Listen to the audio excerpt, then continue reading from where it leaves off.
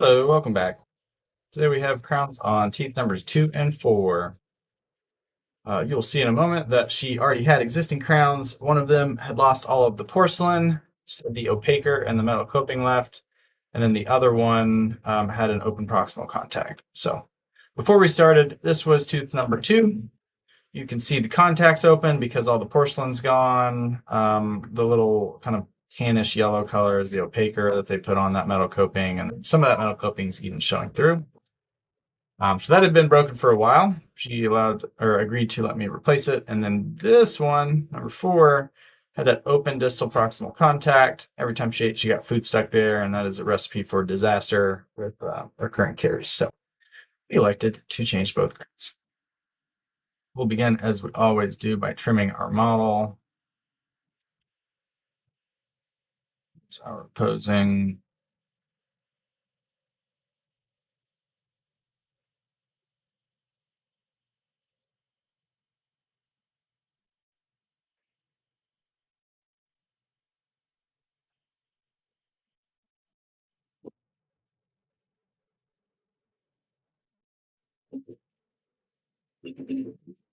That'll work. Here's our preps. You can see them there.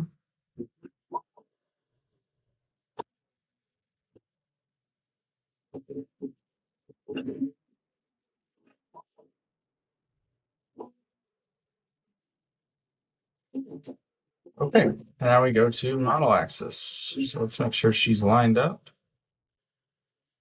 Curve of Spee is front to back. Curve of Wilson is left to right. All of that looks good. Take this blue dot, put it on tooth number 4. Same with number 2. Allows us to draw our margins. Reset that and start a beginning. So we will do a circle around the tooth. I don't care where the line goes. It's just a circle. Secondly, we will tack this precisely to our margin.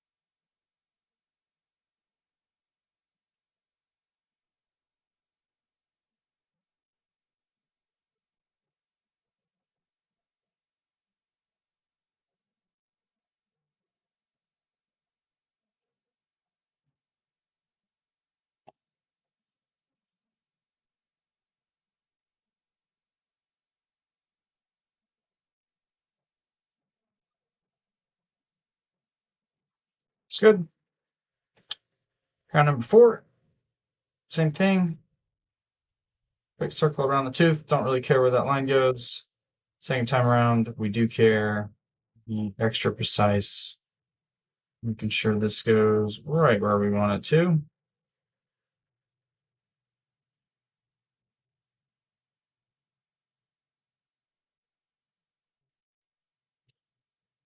So no need to worry about power washing that fence by my window. They literally just ripped the whole thing out. Yeah.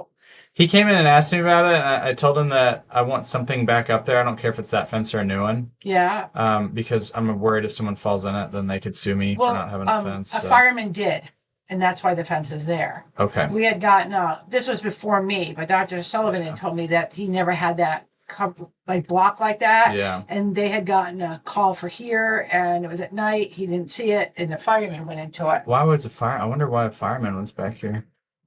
Well, they had gotten alert at the fire department from the security. So he fell into it? Yeah. Okay. Yeah. So that's when he put the fence Yeah. up. Well, we're going to get another fence Yeah, there. it's all good. It's also better lit now. Yes, agree. But, yeah. We're redoing our retaining we have three retaining walls. Nice. You have to put. It's going to be so nice. You're going to do center or blocking, anyways. You'll never have to worry about it again.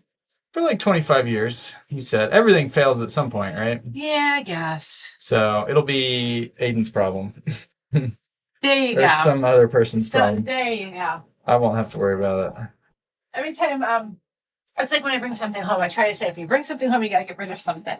Because Yes. my kids don't want anything. They'll pack up a dumpster and go, Oh, you know? yeah. So I'm trying to keep myself minimal. The same way. Yeah. Throwing things away is my favorite, Thing. one of my favorite Yeah, activities. there you go. All right. So we're getting lined up here on our insertion axis. This all looks good. We're happy with that. Let's check our parameters. We want 120 microns for both of these. Apply. Yes. Check to make sure it copied. It did. I just want to make sure constrained adoption's checked, which it is. I'm not going to change positioning. Let's just let it cook, see what happens. So we're going to get some proposals.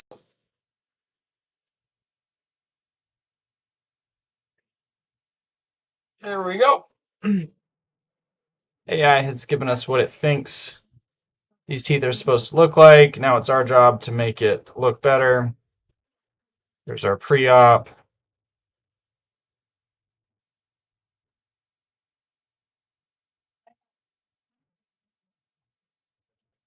Okay, so let's start by removing the excess occlusion by putting the lower arch on. We'll use this form remove tool. We're just going to get rid of all this green and yellow. We don't want any of that. Patient will bite on it and say, what have you done to my tooth? We like the chef's kiss, which is that double turquoise color. That's going to be much better. Okay. And then 4 needs more occlusion. So we'll fix that here in a moment.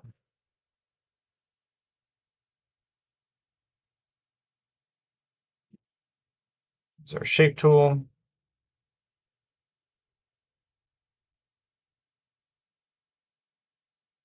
Give them a little more bite there.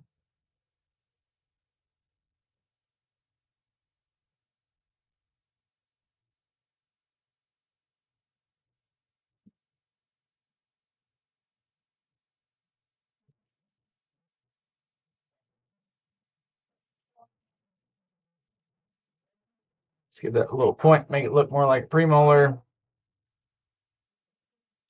That looks better. Now here in the back,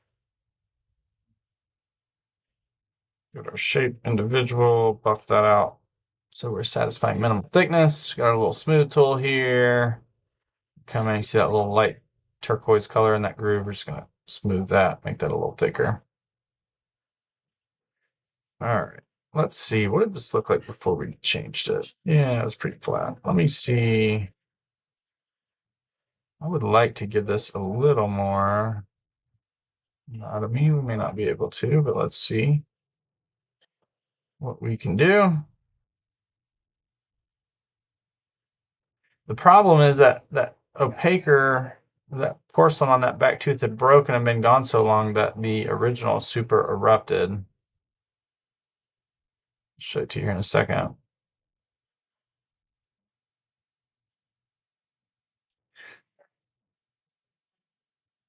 So if we put the original on, you can see that its relationship with that bottom arch was like in occlusion. And if you can imagine, it used to have 1.5 millimeters of porcelain on top of this until it broke. And so there's just really not a lot of space there without just annihilating all of the tooth, which we don't want to do because then it'll be hard to keep that crown on. All right, it'll be a couple minutes. Say hi to the stream. Said say hi to the stream. Say she's friendly. Our patient. Yeah, that's okay. Is there anything I need to know about her? No. Okay. Yeah. I'll just tell you later. I'll be out in a minute.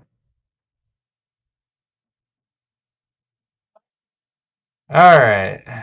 So the question is, can we make that marginal ridge taller? And the answer is yeah, a little bit.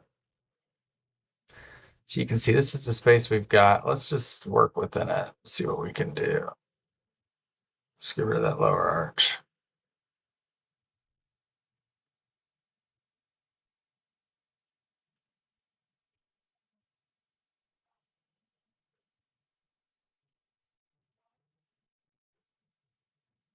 I'm not going to give her a horn. We're not going to do that, but sometimes what I tell patients when they're watching me design is this going to get worse before it gets better. Just hang in there a minute. Let's see what we can do with this. Because I want that marginal ridge. There we go. That's looking better. That's looking more like a tooth. Okay, so we've got that marginal ridge. That's about as tall as that thing's going to go.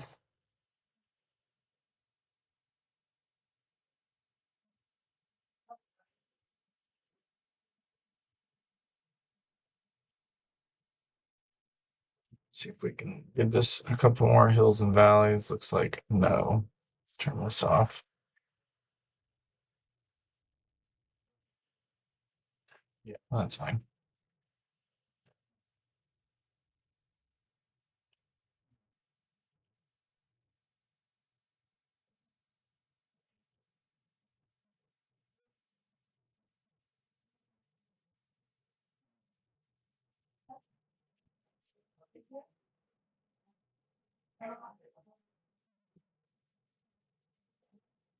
All right. Turn these other teeth off. Check our proximal contact. That looks a little heavy to me. Get a shot of Ozempic and trim it down. It's better. More better, as Jody and I like to say. The Lord's English. Mm-hmm. Okay, that looks good. Let's check this guy out. We don't love that proximal contact. That was literally the whole reason for redoing this, was to make this more robust. So let's do that.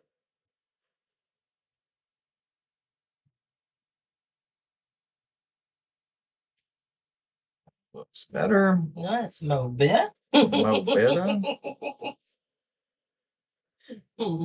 Let's see.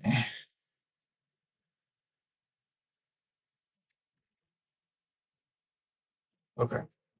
Take these other teeth off. Of course, that contact's going to be heavy, which is what the smooth tool is for, is adjusting this contacts. It's kind of liquefying this, smelting it down some, like a broad double turquoise with a bit of green in the middle. Yellow is too tight. Red is way too tight. Goodbye, yellow. That looks better. Same thing. Smooth tool. Perfect.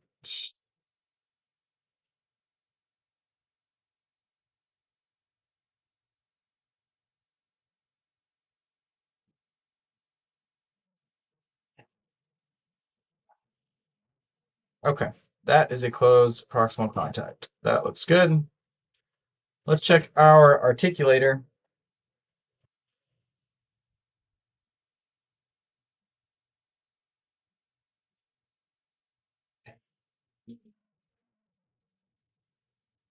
Gives us this new tool, functionally generated path. Let's see how that looks. Lower FGP, got a little interference back here. Why don't we get rid of that?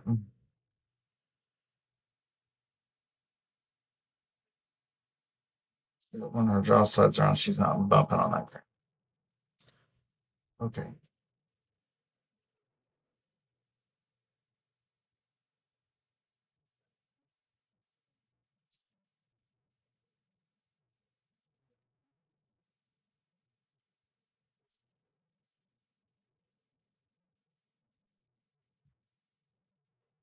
All right.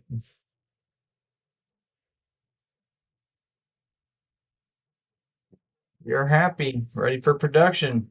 See you next video.